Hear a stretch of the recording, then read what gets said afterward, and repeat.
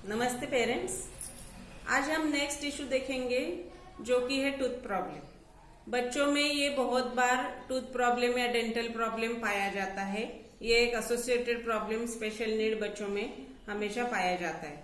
एक तो ये प्रॉब्लम उनको जन्मता से ही होता है या होने की संभावना होती है, या तो फिर बच्चे 3-4 साल के बाद ये डेंटल प्रॉब्लम डेवलप हो सकता है उनमें। तो आज हम इसके ऊपर थोड़ा सा फोकस करेंगे। बहुत बार देखा गया है कि मैक्सिमम स्पेशल नीड बच्चों को डेंटल प्रॉब्लम या डेंटल हाइजीन उनका पुअर होता है और मैक्सिमम डेंटल प्रॉब्लम उनको होते हैं, जो कि डेंटिस्ट के पास जाने से उनका मैनेजमेंट हो सकता है। और ज्यादातर उनके जीवन में ये प्रॉब्लम ज्यादा साल तक प्रीलॉन्ग होते रहता है, ये देखा गया है। तो आज हम इसके बारे में देखेंगे। तो पहले हम इसके टाइप्स देखेंगे, कौन से डेंटल प्रॉब्लम्स होते हैं बच्चों में, इसके टाइप्स देखेंगे और उसके बाद हम उसका मैनेजमेंट कैसा होता है वो देखेंगे। तो अभी आज हम जाएंगे पहले टाइप्स के पास। पहला टाइप है कि टीथ या टूथ ग्राइंडिंग। बच्चे हर बार ऐसे टीथ करते रहते हैं और बहुत जोर जोर से करते हैं, जो कि हमको बाहर तक आवाज उनका सुनाई देता है। उनके तक वो आवाज सीमित नहीं रहता, उनके आसपास जो पीपल्स है उनको वो आवाज बहुत जोर जोर से सुनाई देता है। और टीथ ग्राइंडिंग की वजह से क्या होता है कि बच्चे का जो टूथ है वो उसका घर्षण होने लगता है और घर्षण के वजह से वो ढीला ढीला होते जाता है रूट से और फिर टूथ लॉस हो सकता है। ज्यादातर टूथ ग्राइंडिंग ये सीपी बच्चों में पाया जाता है और सीपी यानी सेरेब्रल पाल्सी। वैसे ही इंटेलेक्चुअल डिसेबल जो बच्चे जो प्रोफाउंड लेवल के या सीवियर लेवल के, उनमें ये प्रॉब्लम पाया जाता है। और इस वजह से टीथ ग्राइंडिंग के वजह से उनके दांत गिरने की भी संभावना बहुत ज्यादा होती है। अभी सेकंड उसका टाइप जो हम देखेंगे वो है डेंटल ट्रॉमा। ट्रॉमा यानी आघात, उसको हम दंत आघात ये भी बोल सकते हैं, जो एक एबनॉर्मलिटी है टूथ की। और ये ज्यादातर सीपी बच्चों में पाया जाता है। वैसे ही जो बच्चे जिनमें अनकंट्रोल्ड रिफ्लेक्सेस है या फिर अनकंट्रोल्ड बॉडी मूवमेंट्स है, अनकंट्रोल्ड बॉडी कोऑर्डिनेशन है, आई हैंड कोऑर्डिनेशन ठीक नहीं है, ऐसे बच्चों में ज्यादातर डेंटल ट्रॉमा पाया जाता है। अब नेक्स्ट है थर्ड वन इज डेंटल और ओरल एनोमलीज। एनोमलीज यानी कि कुछ एबनॉर्मेलिटी जो कि बच्चों में बहुत बार निसर्गता ही होती है, जन्मता ही होती है, जिसको हम डेंटल ओरल एनोमलीज कहते हैं या एबनॉर्मेलिटीज। कुछ इसमें एबनॉर्मेलिटीज होती है। टूथ का जो ये होता है स्ट्रक्चर, इनमें कुछ तो भी फॉल्ट होता है ये बच्चों में, या तो फिर उनका एक्स्ट्रा टीथ आ जाता है। बहुत बार बहुत से जो एक लाइन में टीथ हमारे होते हैं, इनके बहुत जगह पे एक्स्ट्रा टीथ आ जाते हैं, या तो फिर टीथ ही आता नहीं है। 2-3 जगह ऐसा होता है कि वहां टीथ डेवलप ही नहीं होता, आता ही नहीं, या तो फिर एक्स्ट्रा टीथ आ जाते हैं। तो ऐसे टाइप के बहुत से एबनॉर्मेलिटी जिसमें इनमें पाए जाते हैं, उनका स्ट्रक्चर भी थोड़ा सा उबड़ खाबड़ या ऊपर नीचे होता है, एकदम से वेल स्ट्रक्चर्ड टीथ आते नहीं है, उनके नंबर ऑफ टीथ भी कम ज्यादा हो सकते हैं। तो ऐसे सब एबनॉर्मेलिटीज ये टाइप में पाया जाता है। और ज्यादातर ये डेवलपमेंटल डिले बच्चे या डाउन सिंड्रोम के बच्चे या जिनको अदर जेनेटिक डिसऑर्डर्स है, इनमें ये ज्यादातर ये टाइप पाया गया है। फिर इसमें क्लिफ्ट लिप ये भी पाया जाता है। क्लिफ्ट लिप जैसे बोला मैंने अभी, या तो फिर क्लिफ्ट पैलेट, ये उनमें देखा जाता है, यानी कि उनके होठ भी जो है, लिप्स या होठ वो भी फटे हुए रहते हैं, या तो फिर अंदर का जॉ का जो पार्ट है वो भी थोड़ा सा फटा हुआ या एबनॉर्मल पाया जाता है। नेक्स्ट टाइप है अर्ली और late stagnant erratic tooth eruption. इसमें क्या होता है कि टूथ की जो है नियमित जो हमारे टीथ की प्रोग्रेस या ग्रोथ होती है वो इसमें स्थिर नहीं रहती या अनियमित होती है।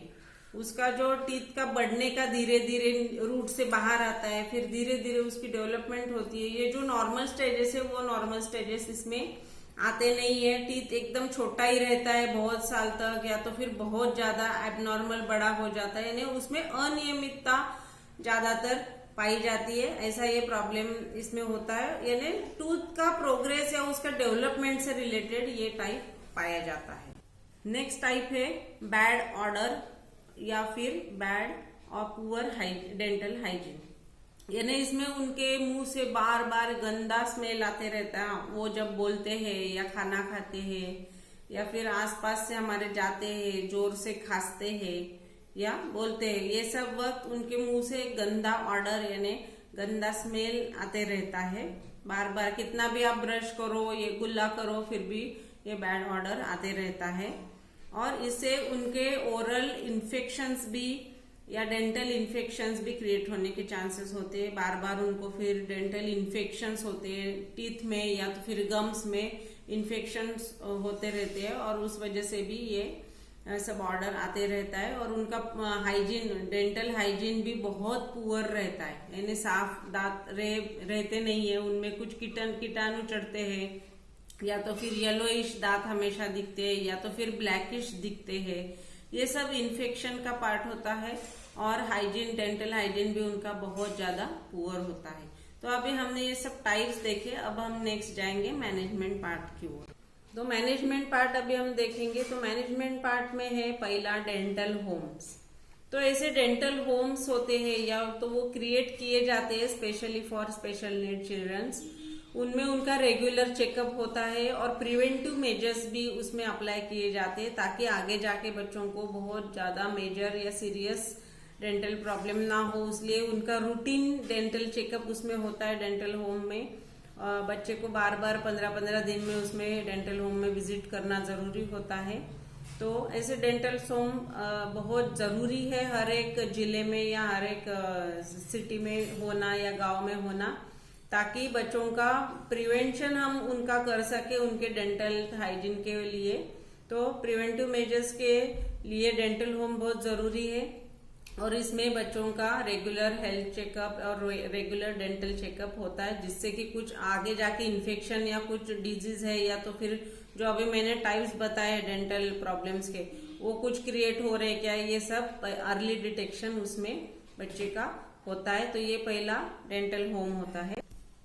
सेकंड है पेशेंट्स असेसमेंट। ये सबसे जरूरी मैनेजमेंट में का सब जरूरी पार्ट होता है और बहुत इंपॉर्टेंट पार्ट होता है कि पेशेंट का असेसमेंट करना है, यानी थरो असेसमेंट, यानी डीप असेसमेंट पेशेंट के किया जाता है। इसमें उसकी केस हिस्ट्री, मेडिकल हिस्ट्री, जन्म की हिस्ट्री सब लिया जाता है। और अभी करंट कंप्लेंट्स क्या है, डेंटल कंप्लेंट्स क्या है अभी करंटली उसके, वो भी इसमें देखे जाते हैं। फिर उसके कुछ मेडिसिन चालू है क्या अभी, या उसको कुछ और प्रॉब्लम्स है क्या, किस चीज की एलर्जी है, और उसको एनेस्थेशिया अगर दिया है तो एनेस्थेशिया का कुछ रिएक्शन होता है क्या, उसको इससे पहले कुछ हॉस्पिटलाइजेशन हुआ है क्या, या कुछ चीज की सर्जरी किसी वजह से हुई है क्या, ये सब medical history, physical history, current उसकी कंडीशन, ये सब ये पेशेंट असेसमेंट में देखा जाता है। मेडिकल कंसल्टेशन, इसमें असेसमेंट के बाद नेक्स्ट जो पार्ट आता है सबसे अहम, वो है मेडिकल असेसमेंट के बाद मेडिकल कंसल्टेशन। यानी बच्चे की स्पेशल नीड बच्चे को बहुत सारे एसोसिएटेड कंडीशंस होती है, इसलिए उसकी ट्रीटमेंट चलती रहती है। तो इसलिए डेंटिस्ट क्या करते हैं कि वो सब उससे रिलेटेड जो उससे फिजिशियन है, न्यूरोलॉजिस्ट है, साइकोलॉजिस्ट है, काउंसलर है, स्पेशल एजुकेटर है, तो इन सब से भी मुलाकात करते हैं या इन सब से भी वो थोड़ा सा इंफॉर्मेशन बच्चे के बारे में गैदर करने की कोशिश करते हैं। तो इन सब से भी कंसल्टेशन डेंटिस्ट लेते हैं। नेक्स्ट है इसमें चौथा जो मुद्दा है वो है पेशेंट्स कम्युनिकेशन। इन्हें बहुत बार डेंटिस्ट के पास जाने से छोटा बच्चा है या बड़े भी बहुत डर जाते, उधर के इंस्ट्रूमेंट्स देख के या उसके इंस्ट्रूमेंट्स के ड्रिलिंग के वगैरह आवाज सुनाई दे के बहुत डर जाते हैं। स्ट्रेस उनमें फियर और स्ट्रेस डेवलप होता है। तो इसलिए बच्चे के साथ उनको बहुत सारे सेशंस या सेटिंग्स करने होते हैं डेंटिस्ट को। तो उससे पहले पेशेंट के साथ अच्छा कम्युनिकेशन करना और उसके साथ रैपो डेवलप करना, ये डेंटिस्ट का महत्वपूर्ण टप्पा या स्टेज होती है। तो इसमें बच्चे के मन से डर चला जाए, इसलिए डेंटिस्ट उसके साथ बार बार कम्युनिकेशन करते हैं और उसके साथ रैपो डेवलप करते हैं। इसके 2-3 सेशंस पहले रैपो डेवलपमेंट के किए जाते हैं। 5वां है प्लानिंग डेंटल ट्रीटमेंट, यानी अभी डेंटिस्ट के पास सब इंफॉर्मेशन बच्चे के बारे में आ गई है। अभी उसको उसका महत्वपूर्ण कार्य यहाँ से स्टार्ट होता है कि उसको अभी उसका जो डेंटल ट्रीटमेंट है उसका प्लानिंग करना है। फिर वो कितने सेशन प्लानिंग के अंतर्गत आता है कि उसका डेंटल ट्रीटमेंट कितने सेशंस में होना चाहिए, पहले क्या करना है, बाद में क्या करना है, ये सब प्लानिंग, और कितने अप्रॉक्स सेशंस लगेंगे, ये सब प्लानिंग पूरा डेंटिस्ट करता है। 6th है इन्फॉर्म कंसेंट, यानी फिर ट्रीटमेंट प्लानिंग होने के बाद डेंटिस्ट पेरेंट्स से कंसल्टेशन लेता है, उनको कंसल्ट करता है कि मैं अभी ऐसे ऐसे इतने सेशन में इसका ट्रीटमेंट होने वाला है, इसमें इस दौरान क्या क्या करने वाला हूँ, बच्चे की क्या केयर लेनी है आपको, और कुछ अगर थोड़ा बहुत उसको कुछ ये हुआ तो इसके लिए कंसेंट लेते हैं। जैसे हर एक मेडिकल ट्रीटमेंट में कंसेंट लिया जाता है, एक फॉर्म होता है कंसेंट फॉर्म, कि आप जो भी करोगे इसके लिए हमारी सम्मति है, और सम्मति पत्र जो उसको हम बोलते हैं, और पेरेंट्स की उसके ऊपर सिग्नेचर ली जाती है। 7वां मुद्दा जो इसमें आता है वो है कि बिहेवियर गाइडेंस, बच्चे के बिहेवियर के बारे में उसके साइकोलॉजिस्ट, काउंसलर, उसके स्पेशल एजुकेटर और उसके पेरेंट्स, इन सब से जानकारी ली जाती है कि बच्चे को कब एंजाइटी क्रिएट हो सकती है, डेवलप हो सकती है, स्ट्रेस, फियरफुलनेस कब हो सकता है, और ये इंस्ट्रूमेंट देख के उसको हमेशा के लिए फियर या फोबिया वो डेवलप ना करे, इसलिए उसके बिहेवियर के बारे में और जानकारी ली जाती है। हर एक सेशन के दौरान उसका बिहेवियर के बारे में साइकोलॉजिस्ट और काउंसलर से कंसल्ट किया जाता है, या उनको भी वहां पे बुलाया जाता है। तो ये सब अभी हमने मैनेजमेंट स्टेप्स देखे हैं। डेंटिस्ट ये सब स्टेप्स करते हैं और बच्चों की pre long treatment, dental treatment चलती रहती है। इसके साथ ही डेंटिस्ट सेशंस लेते रहते हैं, और जो कुछ इन्फेक्शन है, जो कुछ उसका अगर सर्जरी नीड है तो सर्जरी करते हैं क्लेफ्ट लिप या क्लेफ्ट पैलेट में, या और कुछ इन्फेक्टेड या कैंसर डेवलपमेंट टिश्यू है, टिश्यू प्रॉब्लम है, इसमें सर्जरी की नीड है तो सर्जरी करते हैं, या इन्फेक्शन, रूट कैनाल, ये सब ट्रीटमेंट पार्ट होता है इन्फेक्शन निकालने के लिए भी। और ऐसे बच्चों की ट्रीटमेंट डेंटल चलती रहती है डेंटिस्ट के पास। इसके साथ ही साइकोलॉजिकल भी उसको सपोर्ट लगता है, साइकोलॉजिस्ट और काउंसलर उसको बार बार काउंसलिंग करते हैं, साइकोलॉजिकल सपोर्ट देते हैं उसको और पेरेंट्स को, ताकि बच्चे के मन में डर ना बैठ जाए डेंटिस्ट के पास जाने का। और उसका पुअर जो ओरल हाइजीन है या डेंटल हाइजीन है वो भी बार बार डेवलप ना हो, और वो क्लीन कैसे रखे उसका डेंटल या टीथ उसके क्लीन कैसे रखे, और उसका बार बार ये डेंटल हाइजीन बिगड़े ना, इसके लिए भी डेंटिस्ट कुछ टिप्स देते हैं। तो ये सब आज हमने देखा डेंटल प्रॉब्लम से रिलेटेड मैनेजमेंट पार्ट। तो अभी इससे रिलेटेड आपको कुछ अगर क्वेरीज है, क्वेश्चंस है, तो आप मुझे व्हाट्सएप कर सकते हैं। धन्यवाद।